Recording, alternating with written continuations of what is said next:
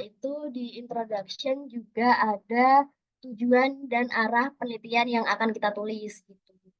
Jadi kalau di penelitian ini, di paper ini itu bertujuan untuk mengatasi kesenjangan yang gagal diatasi oleh penelitian sebelumnya. Berarti si penelitian ini itu udah jelasin nih tentang kontribusi paper ini terhadap paper-paper sebelumnya gitu. Terus penelitian ini juga ingin melihat sejauh mana sih pengambilan lahan pertanian itu eh, berdampak pada perubahan mata pencarian petani yang lahannya terambil alih gitu. Nah, selanjutnya kita masuk ke identifikasi papernya. Nah, tadi kan kita udah bahas tentang, belum, belum, belum, belum, coy, belum. Oke, lanjut dulu ya. Metodenya belum, coy. Nah, di metode penelitian itu biasanya ada apa aja? Kalau di metode penelitian biasanya dijelasin tentang fokus wilayah penelitiannya itu di mana. Terus habis itu dijelasin juga data yang dipakai, terus juga sumber datanya dari mana, dan cara pengumpulannya itu bagaimana. Dan biasanya juga eh, dijelaskan juga mengenai analisis data yang digunakan. Nah, kalau dalam paper ini, tadi kan wilayahnya itu Ethiopia. Nah, di Ethiopia ini dia lebih difokusin lagi ke kota Kon dan juga Gasena, di mana kedua kota ini dipilih karena dia terjadi pengambilan lahan yang paling signifikan gitu di antara kota-kota Ethiopia lainnya. Nah, kalau di paper ini itu dijelasin tentang desain penelitian, tapi nggak semua paper ada desain penelitian. Terus juga ada sumber data. Di sini ada data primer yang diambil dari sampel lahan pertaniannya dan juga data sekunder dari laporan-laporan instansi terdahulu gitu. Untuk teknik pengambilan sampelnya, karena di sini itu papernya pakai metode campuran, metodenya tuh kuali sama kuanti. Jadi di sini ada beberapa perhitungan atau statistik yang dipakai dalam penelitian ini, selain eh, data-data dari wawancara. Nah, untuk teknik pengambilan sampelnya ini, itu dipilih eh, secara purposif, di mana orang yang akan mengisi kuesionernya itu eh, dibagi menjadi 3 administrasi di Wodera, terus di sini di apa ini namanya? Oh, kalau ini tuh yang informasi dari informan yang menjadi kunci gitu. Kalau kan beberapa informan itu di apa ya, dibedakan menjadi dua. Yang pertama tuh informan kunci dan yang kedua tuh informan lainnya gitu. Kalau informan kunci ini dipastikan si informan ini itu bisa menjawab dan ngerti banget tentang apa yang mau ditanyain. Nah, di sini di paper ini itu informan kuncinya pakai pakar administrasi pertanahannya, terus juga komitenya dan eh, komite administrasi, ada komite penilai dan pemanfaatan tanahnya. Nah, tadi dijelasin juga seperti yang udah gue bilang tadi, kenapa Kotakon dan Ganesha dipilih itu juga harus dijelasin di dalam metode penelitian. Nah, untuk orang yang mengisi kuesioner itu dikelompokkan menjadi 3. Di sini ada di daerah di daerah Kongeter, Gasena Geter, dan juga Timtinat. Nah, untuk mencari orang yang mengisi kuesioner atau yang bakal menjadi eh, informan informan dari penelitian kita, penelitian paper ini itu dipilih secara random sampling dari ketiga wilayah ini, di mana dia pakai kesalahan pengambilan sampelnya itu 5%. Nah, mungkin di sini kan part 2 itu metode campuran itu lebih susah karena harus nyimbangin antara analisis dari data statistik dan juga analisis dari hasil wawancara kualitatifnya gitu.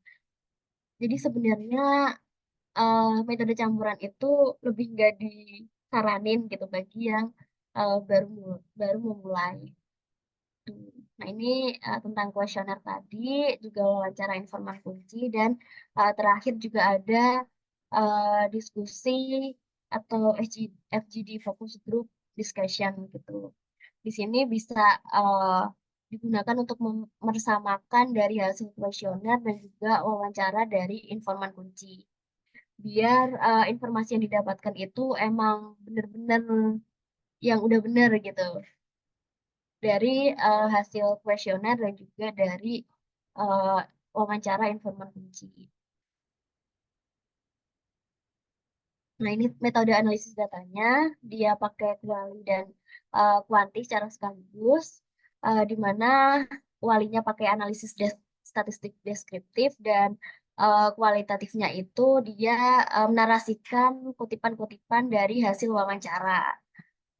Nah, langsung aja masuk ke pembahasan. Di sini pembahasan itu mencakup mendeskripsikan data yang udah diolah. Kayak misalnya di paper ini itu dia menjelaskan tentang alih fungsi lahan yang ada di kota Gansena dan juga kota Kon, di mana di tahun ini 1999 itu mempunyai lahan pertanian sebanyak ini dan seluas 88,64 hektar area ini.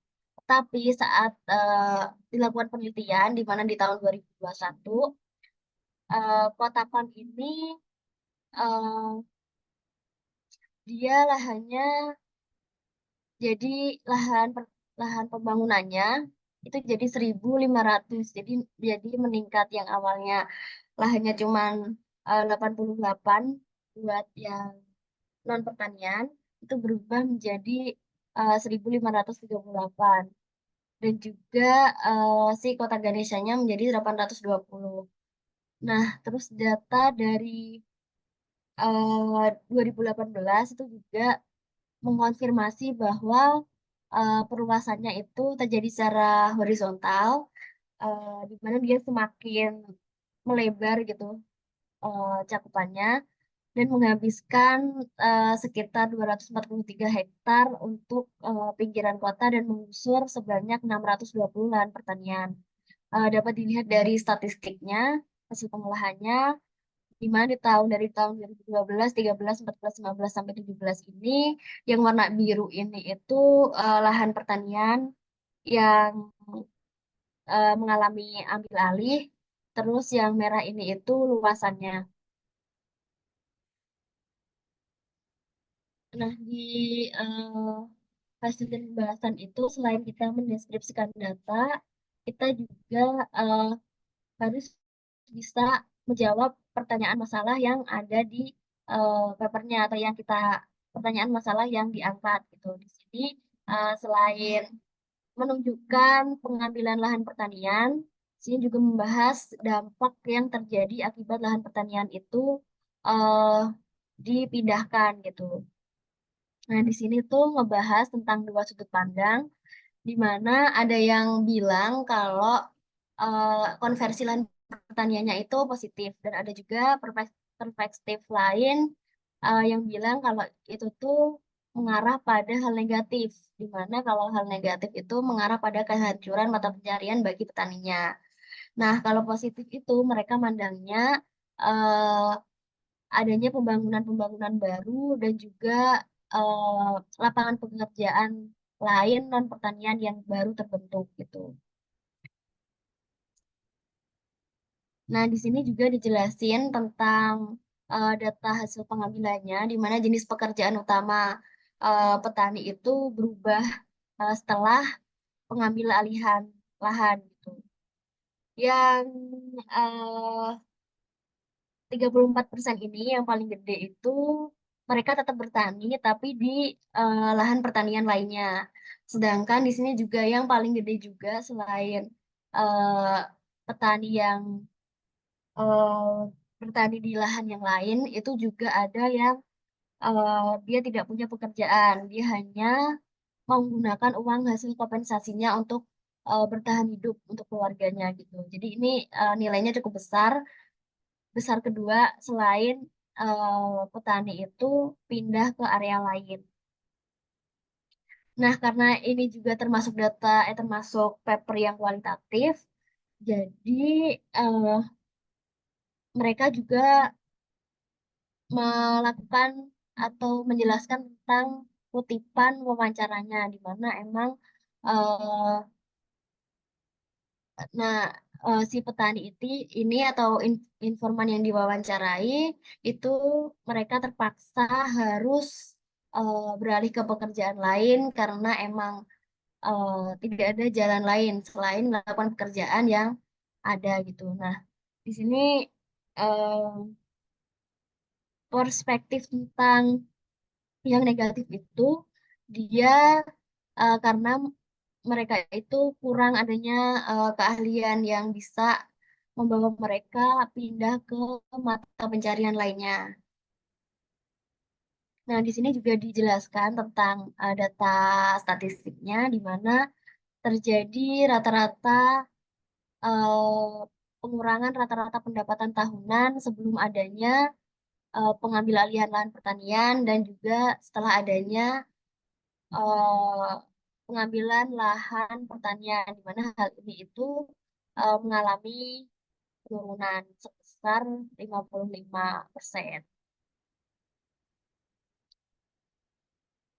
Hmm, terus selanjutnya itu di sini hasil dari kuesioner menyatakan tentang tingkat kepuasan di mana si peneliti ini juga bertanya gitu atau wawancara atau mengisi kuesioner tentang tingkat kepuasan mereka tentang pengambilan lahan itu. Nah, di sini kebanyakan itu mereka merasa sangat tidak puas sebanyak 41%. Berarti bahwa pengambilan lahan ini mendatangkan dampak yang lebih besar, dampak negatif yang lebih besar daripada dampak positif bagi para yang para petani yang punya lahannya gitu. Nah, di sini juga ngejawab tentang produksi tanamannya di mana seiring dengan hilangnya lahan pertanian juga berakibat pada menurunnya hasil produksi pertanian, di mana di sini juga dijelaskan gagasan informan seperti kalau dulu itu mereka menjual hasil panen kepada pembeli dan sekarang itu mereka malah membeli eh, hasil panen gitu. Jadi mereka tidak tidak bisa menjual lagi seperti ke pedagang-pedagang lainnya.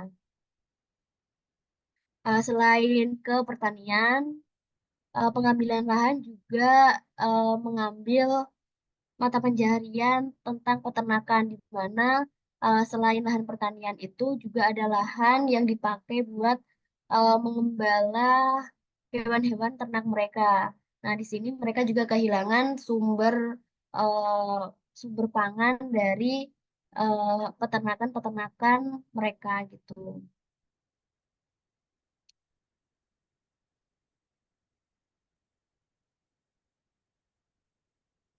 Nah, di sini juga dijelasin yang di highlight dengan warna kuning ini bahwa hasil penelitian ini itu eh, adanya pergeseran pekerjaan tradisional seperti pertanian dan juga industri kecil karena pengambilan lahan tadi, di mana hal ini juga berakibat pada pengangguran dan juga kebutuhan pekerja untuk memperoleh keterampilan barunya.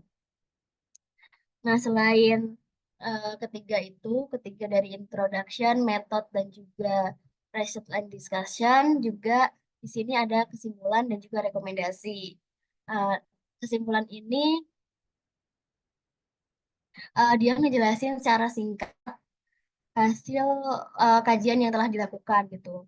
Dan di sini lebih in general, tidak mengungkapkan data-data secara spesifik, tetapi secara in general aja. Nih contohnya seperti hasil penelitian ini itu mengungkapkan bahwa pertumbuhan perkotaan secara horizontal itu menggusur banyak pertanian dan juga mengurangi ketersediaan lahan dan mengganggu praktik-praktik pertanian.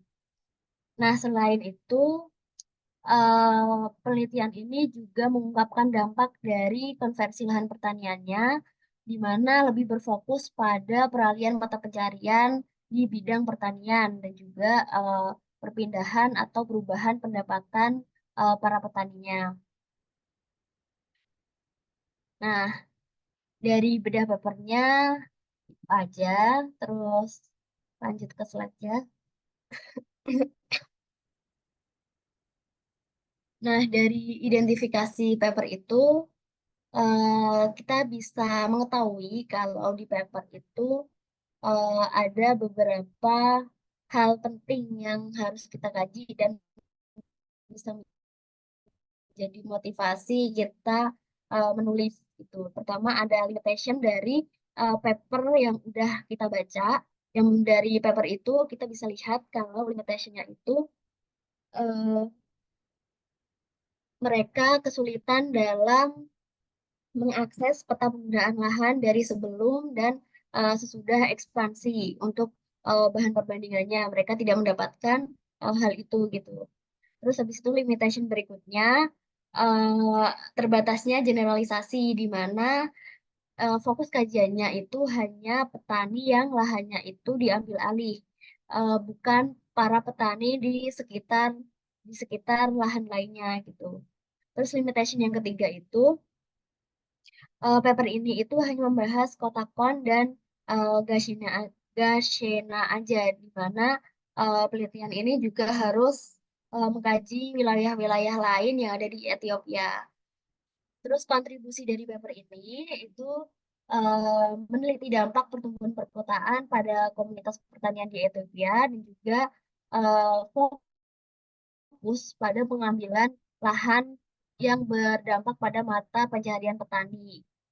Terus kebaruan atau novelty dari penelitian ini itu eh, mereka mengangkat dampak pertumbuhan perkotaan di mata pencarian petaninya, yang mata pencarian petani ini yang digusur, arti pengungsi itu yang lahannya digusur.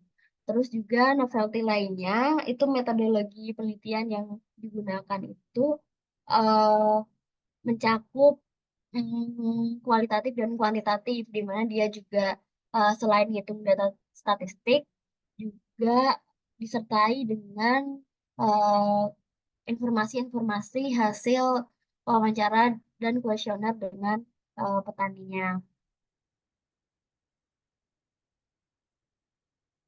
Nah, mungkin di sini ada tanggapan dulu terkait paper yang tadi.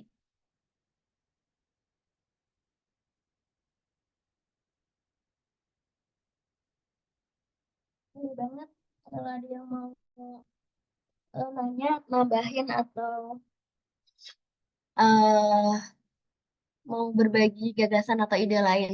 Boleh banget.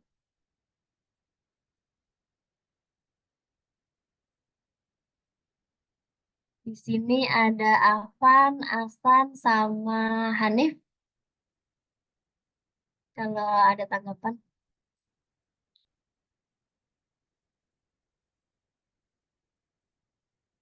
Atau teman-teman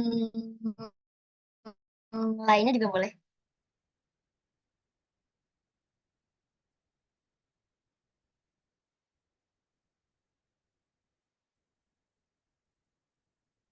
Atau kalau belum ada, kita lanjut dulu. eh jadi selanjutnya itu eh menulis itu dimulai dari mana sih gitu kan? Kan kalian banyak yang mungkin yang banyak bertanya gitu. Kalau mau nulis itu kita bisa mulai dari mana gitu.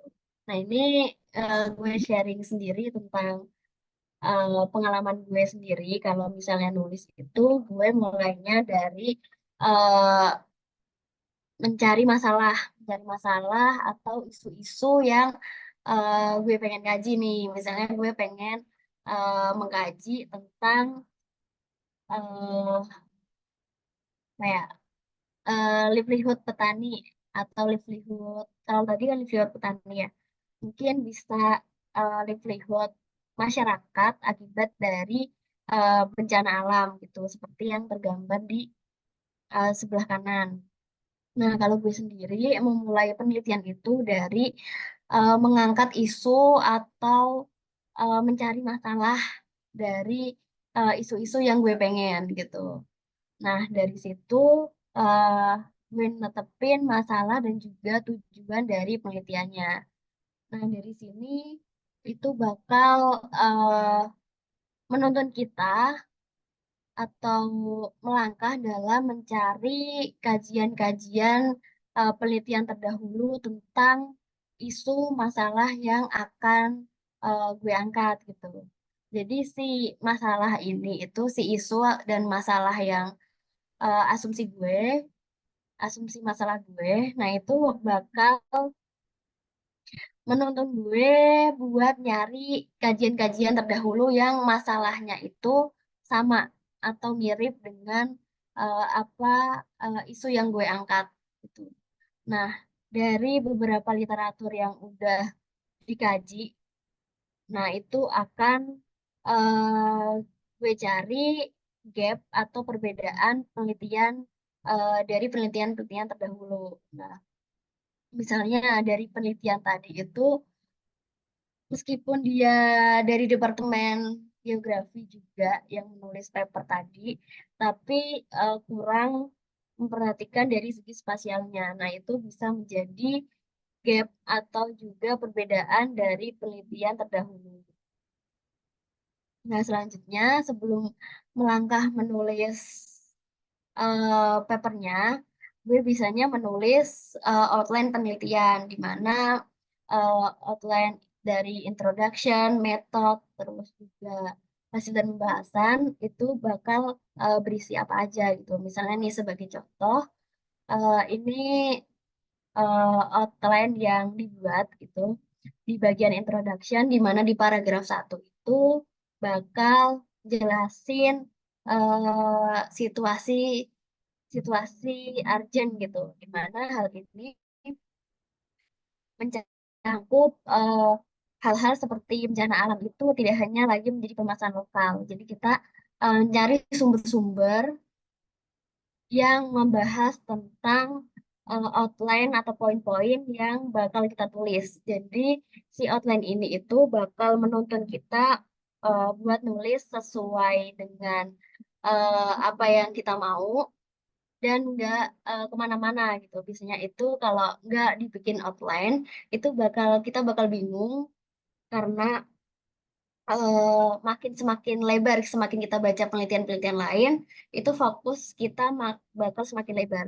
Jadi di sini gue itu nulis outline penelitian yang bakal ngarahin per paragraf harus apa dulu yang bakal gue tulis. Gitu. Jadi di sini sangat membantu banget biar penelitian kita itu tetap terfokus dan nggak kemana-mana.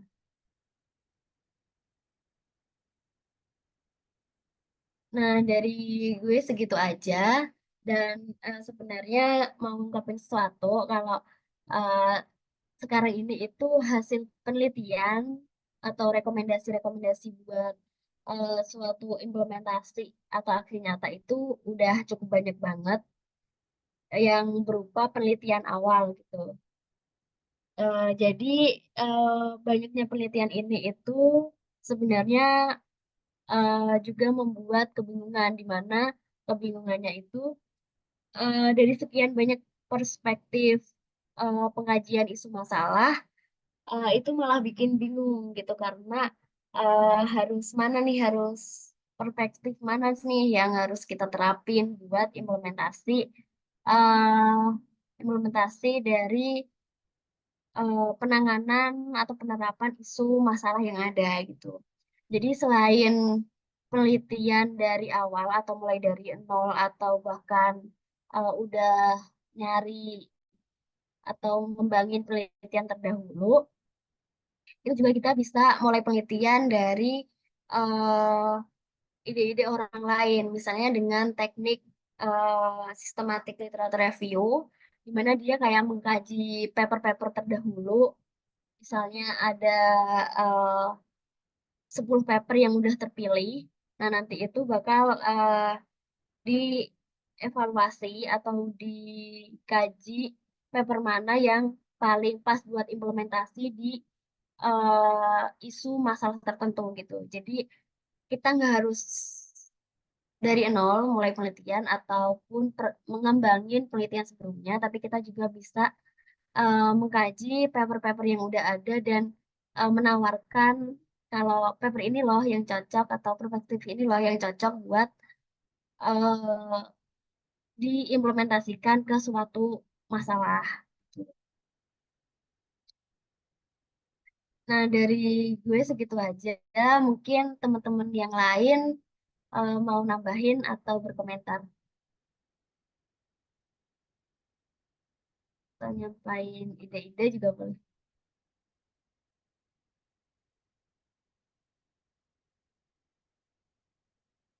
Di sini juga gue udah nyari beberapa topik buat ketiga KR yang mungkin bisa jadi referensi ide di mana eh, topik-topik ini itu topik yang udah dikaji sama dosen-dosen kita di geografi gitu. Ini bisa dilihat dari eh, ini publikasinya Mas Hafid dan ini publikasinya Pak Taki. Terus ada di Tata Kota juga di sini udah terupload di Jigglytrop. Itu ada dari Mas Hafid juga dan ada Pak Dim juga buat topik yang politik ekonomi dan eko dan ruang ekologi itu. Di sini juga ada beberapa yang udah terupload di Jigglytrop dan juga majalah geografi punya UGM. Nah, di sini mungkin bisa menjadi referensi ide-ide buat teman-teman masing-masing KKR buat topik-topik yang akan dibahas ke depannya gitu. Nanti PPT-nya juga di-share kalau mau lihat-lihat lagi. Oke, dari gue segitu aja. Ada yang mau nanggepin atau sharing bareng aja guys? Atau kalian nemu apa gitu di yang lain kita masih sama-sama belajar.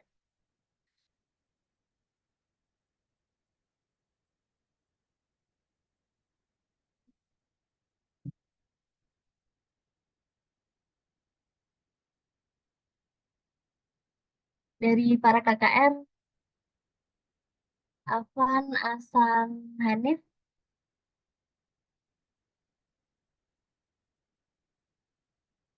Nggak ada, nggak ada. Udah, mantap, mantap.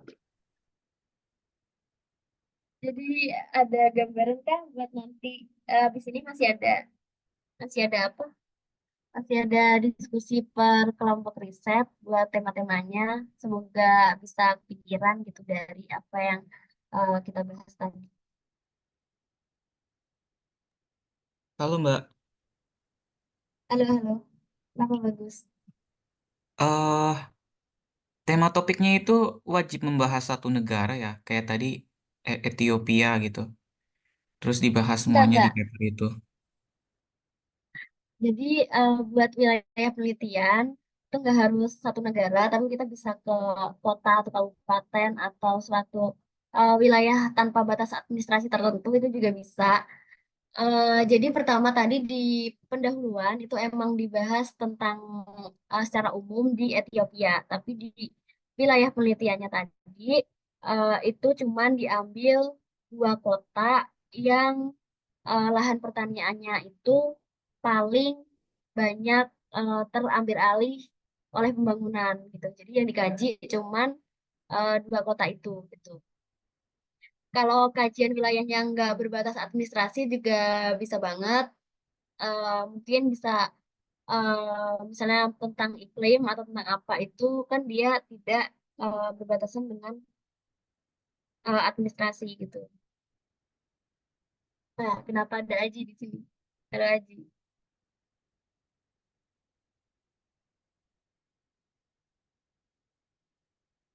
Itu bagus. Ada yang mau ditanya lagi?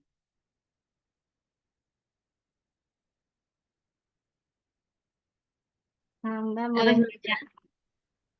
Boleh, boleh. Boleh Siapa nanya. tadi? Baik, Kakak. Kan Boleh. tadi di yang metode penelitiannya kalau yang di Ethiopia kan mengerucut lagi di Potakon. Itu bisa nggak Mbak kalau misalnya mengerucutnya itu saya ada suatu penelitian mengerucutnya kayak cuma wilayahnya kecil gitu, kayak cuma misalnya 2 rumah atau 3 rumah atau area penelitiannya cuma perumahan gitu. Bisa nggak Mbak? Eh, sebenarnya itu kalau misalnya kita berupa beberapa rumah itu belum bisa mewakili informasi keseluruhan kita gitu. Misalnya nih dari paper tadi itu ada berapa ratus lahan pertanian yang mengalami mengambil alihan lahan. Tapi misalnya kita cuma ngambil 5 petani aja, itu belum bisa mewakili sampel yang kita pilih. Nah, tadi, bentar mau share screen lagi ya. Tadi itu penelitian ini pakai eh, perhitungan sampel, jadi nggak hanya mengkaji kita maunya pengen 1 atau 2 sampel aja, tapi itu dihitung dengan mana ya?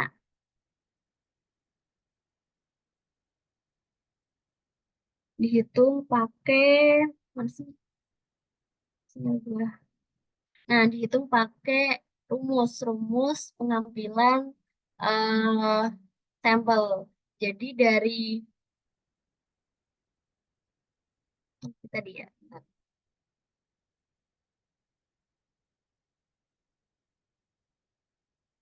Nah, jadi dari tadi kalau nggak salah 625 lahan pertanian yang ter atau pemilik petani pemilik lahan pertanian. Nah, dari perhitungan sampel ini itu setidaknya ada 65 petani yang dijadiin responden gitu. Jadi kita nggak hanya di satu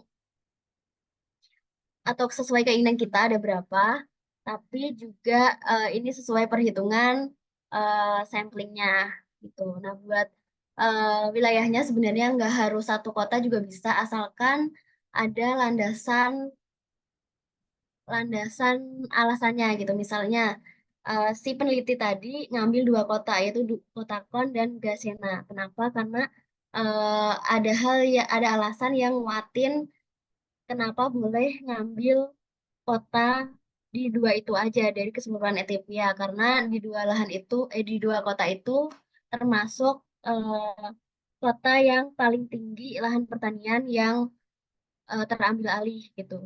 Jadi sebenarnya boleh ngambil 1 kota pun boleh, asal ada alasan pendukungnya kenapa kita harus ngambil wilayah penelitian yang itu dari keseluruhan Etiopianya. Itu aja. Oh, begitu, Kak. Berarti ada pengukuran sama alasan pengambilannya, Kak. Oke, kasih, Kak. Iya, oke. Nah, pasti bakal ditanya tuh nanti kenapa pilih kota ini dari keseluruhan Ethiopia. Nah, itu harus bisa jelasin secara ilmiah alasan disertai data-data pendukungnya kenapa harus kota ini.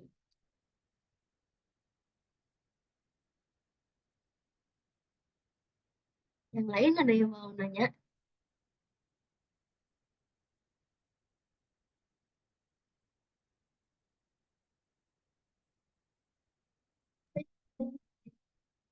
Udah 1/2 jam ya.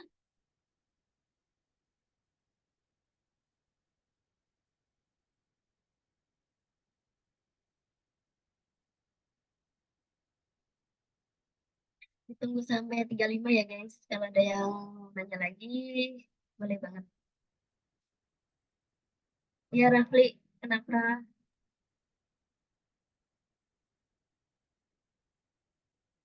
Kenapa tuh Rafli? On mic kah?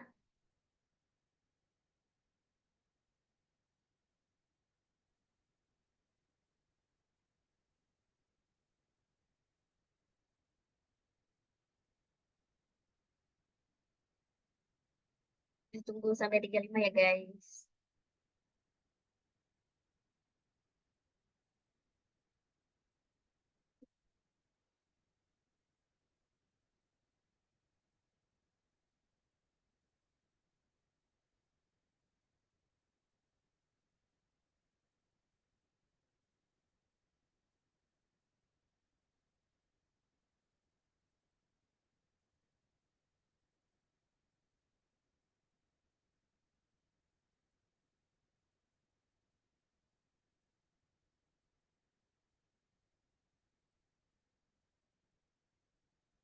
Kalau ke Halo, halo masuk.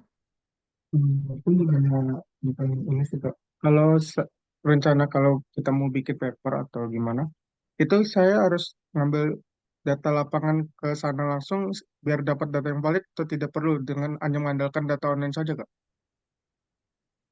Nah, kalau buat harus ke lapangan atau enggak, itu tergantung dari penelitiannya. Nah, sebenarnya kalau geografi itu biasanya diharuskan ke lapangan ya buat eh, ngevalidasi ataupun ngambil data gitu. Tapi sejauh ini cuma pakai data-data satelit atau enggak data-data dari studi literatur terdahulu, juga sama data-data hasil tabulasi BPS atau hal yang lainnya. Nah, misalnya kalau buat skripsi itu harus ke lapangan buat anak geo. Tapi kalau misalnya buat paper gini, kalau enggak kalau metodenya enggak pakai wawancara atau pengolah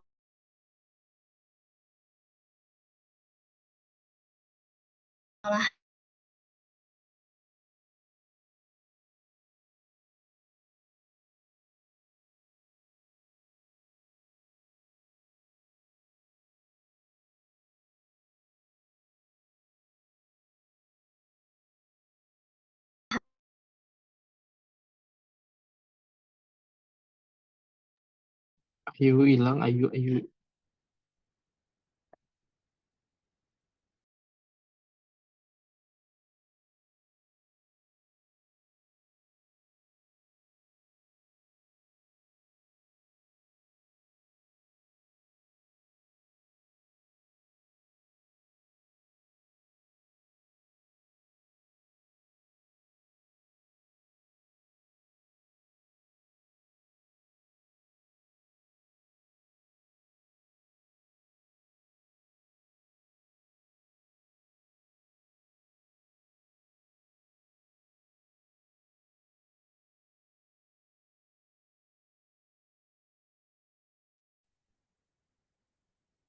ya lah keluar guys. Tadinya bagaimana ya? Gimana Rafli? Tadi udah menjawab belum? Berarti tadi udah lumayan menjawab sih Kak. Tergantung penelitian kita dan sumber datanya tersedia dengan baik atau tidak ya berarti Kak. Iya, sama metode yang kita pakai kalau dominan kualitatif biasanya pakai wawancara dan harus ke lapangan gitu. Misalnya kita pakai data kuanti, itu juga kadang diperlukan ke lapangan dan kadang juga kita bisa pakai data-data statistik dari sumber-sumber lain gitu. Kalau nggak kita pakai eh, data-data penginderaan jauh, itu juga termasuk data primer yang kita nggak usah harus ke lapangan.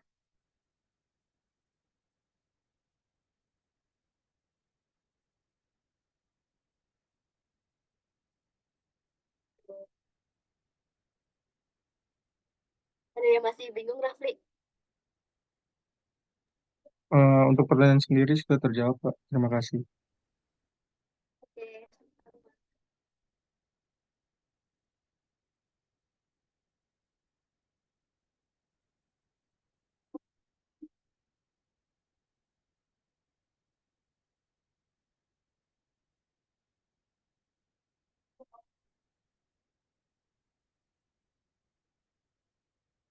Ini belum pada keluar ya, yang lain. Kamera Twitter ya.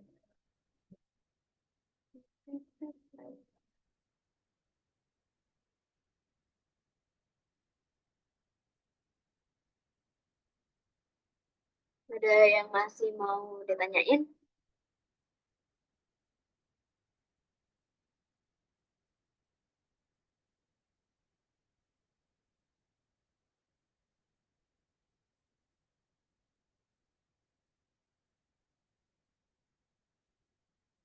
Kalau misalnya nggak ada dan udah clear atau nanti pertanyaannya mau baru muncul nih, baru kepikiran kalau udah selesai meet, boleh banget PC aja buat tanya-tanya apapun deh selain dari tadi juga boleh.